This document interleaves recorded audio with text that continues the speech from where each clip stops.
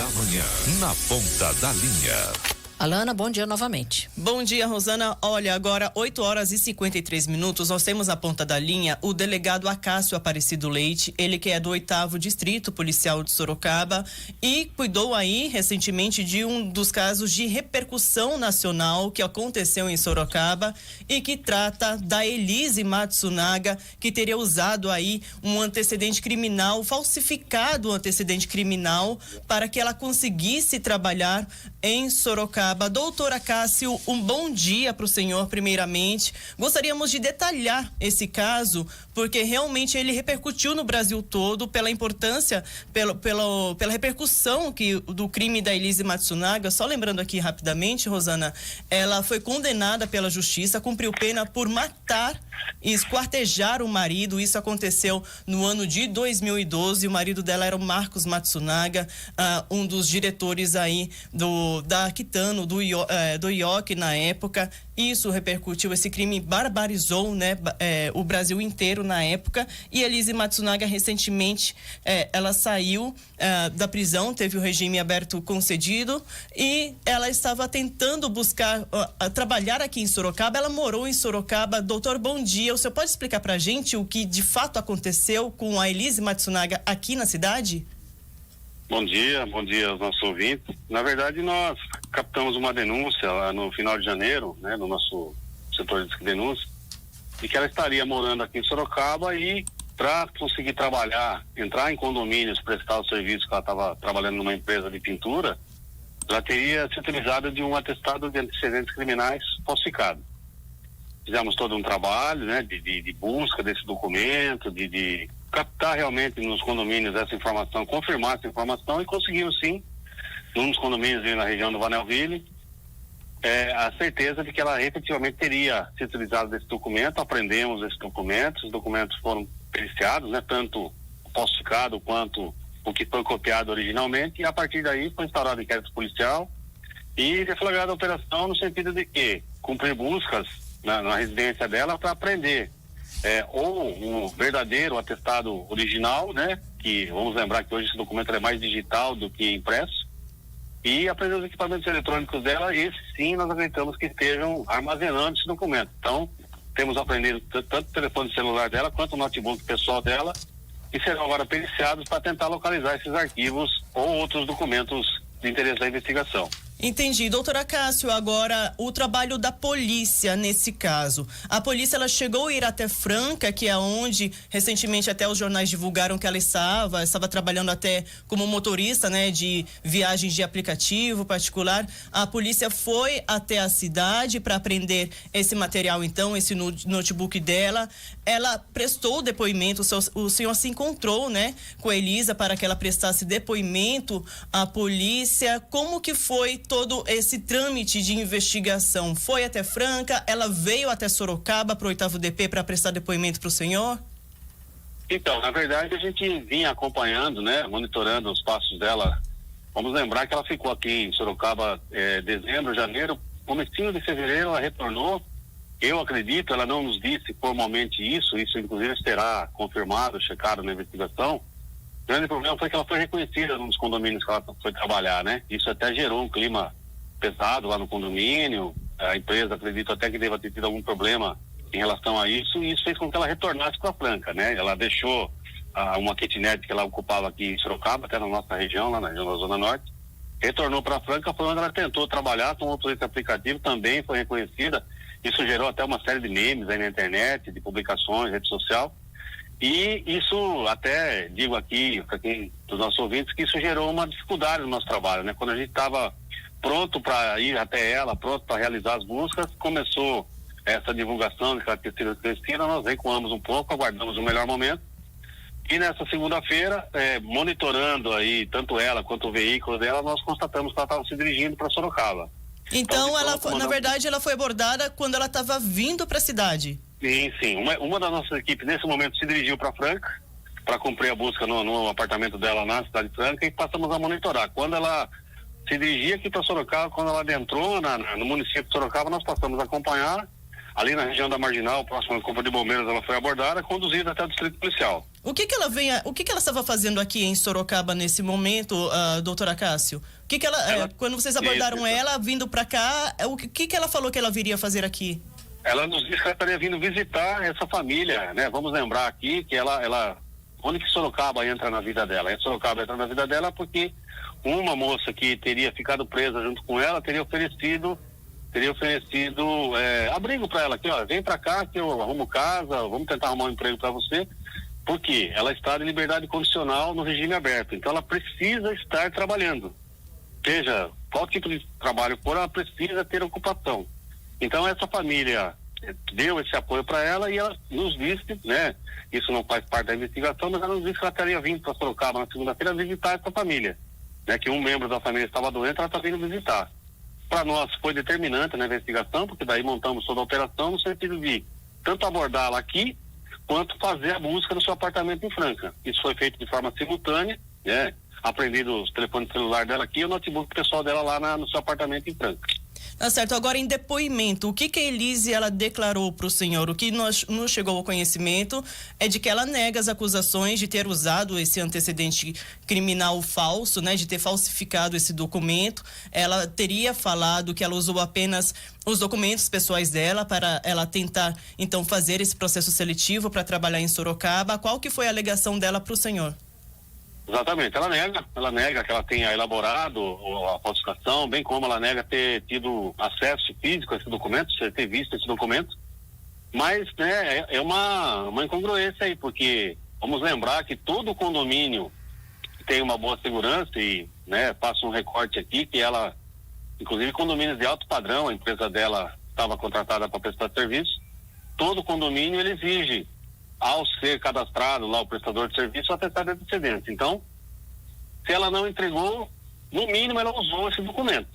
Para quê? Porque senão ela não teria acessado os condomínios. Nós temos notícia de alguma coisa em torno de 5 condomínios aqui na cidade, ela entrou, exerceu lá a sua atividade, é uma empresa de pintura, né? E ela nos disse que ela fazia a supervisão do trabalho, contato com o cliente. Então, inclusive um desses clientes, ela acabou sendo reconhecida, né? Isso gerou um problema sério para ela também. Eu acredito, né, repito, isso não está nos autos, mas eu acredito até que isso tenha feito com que ela deixasse aqui Sorocaba, tenha voltado para Franca, porque foi reconhecida aqui. Então, hoje, ela está formalmente iniciada pelo uso de documento falso. Vamos lembrar que ela está iniciada no uso, mas ela poderá, ao final do processo, ser iniciada também na fabricação, né, na feitura desse documento falso, por enquanto apenas no uso. Mas com a perícia, com as demais testemunhas, ela poderá sim ser iniciada também na falsificação de documento público que é o atestado de antecedentes criminais. Tá certo. Ela prestou o depoimento, então, no 8º DP para o senhor, acompanhada do advogado dela. Ela está presa no momento, ela segue respondendo em liberdade. Como que fica o caso dela, doutor? Há chance de ela voltar para a cadeia? Qual que é a situação da Elise agora? Na nossa investigação, no nosso inquérito policial, ela foi ouvida e foi liberada. Vamos lembrar que é um crime cometido sem violência, né? Ele não caberia, por exemplo, uma prisão temporária, porque também o estado flagrancial ele já se esvaiu lá atrás, quando apresentou esse documento. Porém, imediatamente terminada o ato de indiciamento, nós comunicamos ao juiz da execução penal. Nós vamos explicar aqui o que é o juiz da execução penal. É um juiz, um promotor, todo um aparato judicial que cuida da aplicação e da fiscalização do cumprimento da pena. A pena dela hoje é em regime aberto, liberdade condicional, e o fato dela ter sido indiciada poderá sim gerar uma regressão do regime. Então o juiz ele vai analisar as provas, vai analisar argumentos da defesa também e poderá regredi-la de repente para um regime semiaberto ou até mesmo para um regime fechado, que seria voltar ao cárcere novamente. Tá certo, estamos conversando nesse momento aqui no Jornal da Manhã com o delegado Acácio Aparecido Leite, ele que é delegado do 8º Distrito Policial. Doutor, apenas para a gente tentar entender, quando a Elise, então, ela recebeu aí a condição de regime aberto, a escolha dela foi Sorocaba para morar. Ela foi apenas para Franca por conta dessa situação encontrada em Sorocaba, né? Desse uso de um antecedente criminal falso. Então, por isso que ela mudou de cidade. Na verdade é o contrário. Na verdade, o domicílio dela é Franca, né? A gente percebe pela análise dos documentos.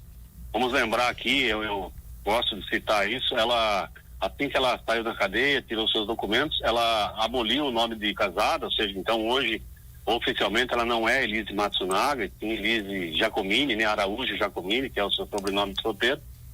E após algum tempo, a gente percebe pela documentação, a expedição da documentação, houve essa oferta de emprego, ela veio trabalhar e residir aqui em Sorocaba. Porém, manteve, ao que nos consta, manteve uma residência em Franca, porque inclusive é onde estão seus familiares, e terminado o período de trabalho aqui em Sorocaba, retornou para Franca, onde ela tem lá, inclusive é uma casa própria, um apartamento próprio que ela tem, apartamento esse que foi alvo das nossas buscas também. Doutora Cássio, bom dia, Kiko Palhato, eu gostaria primeiro de cumprimentá-lo e a toda a equipe do 8º DP por esse excelente trabalho. Aliás, ontem nós acompanhamos as suas declarações em nível nacional na grande imprensa. Eu gostaria de saber uma questão situada nessas pessoas que cometem crimes. Se ela, ao sair, né, está no regime aberto, né, que ela estava, em todo lugar que ela eventualmente fosse trabalhar, ela iria pedir, ela teria que entregar o atestado de antecedentes criminais. É difícil para alguém que sai da prisão, na situação que ela sai, se requalificar na sociedade, porque sempre vai ter essa marca. Então, como é que o sistema pode recuperar alguém? No fim, acaba jogando novamente a pessoa à margem. Não estou aqui defendendo ela, mas tentando entender as pessoas que saem do regime, entram para o regime aberto e que precisam trabalhar, mas elas não conseguem porque os antecedentes criminais colocam esta condição. Como é que o senhor entende isso no direito brasileiro e se isso não impede que as pessoas tentem retomar a sua vida? Bom dia, Kiko, bom dia. Exatamente, né? É o famoso ciclo vicioso, né? É o ciclo do mal, né? A pessoa sai, tira lá o seu tempo de cadeia, de pena, tenta voltar para a sociedade, tenta se reinserir e por conta dessa burocracia acaba não conseguindo. Ela especificamente, né, ela tem eu cheguei a dizer essa expressão para ela tem um rótulo nas costas dela que jamais vai abandoná-la, né? Infelizmente quer ser reconhecida. Mas assim, eu acho que já passou da hora a gente ter um olhar diferente para isso. Eu disse ontem lá na coletiva, né? Eu fui diretor de cadeia pública, gosto muito dessa questão da ressocialização, mas eu também vejo hoje muita dificuldade nisso, né? Então acho que já passou da hora a gente ter um olhar diferente a isso, de sentar todos os atores envolvidos nisso, polícia, justiça criminal, Ministério Público, né, as administrações penitenciárias como um todo, a gente tentar ver um olhar diferente nisso, né? Via de regra, o indivíduo, o primário, né, que a gente chama, né? Claro. Vulgarmente aí o primário vai lá, tira 1 ano, 2 anos, esse indivíduo por si só já não consegue voltar à sociedade. A partir daí, torna-se aquele ciclo do mal, ele vai sempre estar delinquindo novamente, entrando para a cadeia novamente, saindo novamente, não tendo oportunidade, né? Eu vejo, por exemplo, uma participação muito importante das ONGs voltadas a esse tipo de atuação na sociedade, né? Eu acho que essas pessoas precisam ser ouvidas também nesse contexto e, via de regra, do jeito que está, não dá para continuar. Nós precisamos sim ter um olhar diferente para essa questão da reinserção, da ressocialização do sentenciário do Rei do Cano. Obrigado, viu, doutora Cássio? Parabéns por mais esse trabalho. Aliás, o senhor tem uma folha de trabalhos prestados à Polícia Civil e à sociedade que muito nos honram em ter sempre as suas informações do seu trabalho. Obrigado pela disponibilidade em falar também hoje à Jovem Pan. Eu que tenho que agradecer, inclusive eu estava ouvindo ontem quando você deu uma leve cutucada no Dr. Urban para falar, né? Mas ele não quis falar, ele queria deixar o senhor falar, mérito seu. Uma ordem superior de aguardar a manifestação, tanto do nosso secretário delegado-geral, por conta de quão polêmico é o nosso personagem aí, né? É verdade. Mas logo de manhã já foi liberado, montamos lá a coletiva. Eu acho que, acima de tudo, é uma questão de prestar conta à sociedade do serviço da polícia. É isso aí. E agradeço a vocês por isso também. Parabéns à Polícia Civil de São Paulo. Obrigado. 91,1 Jovem Pan Sorocaba. Rádio Jovem Pan.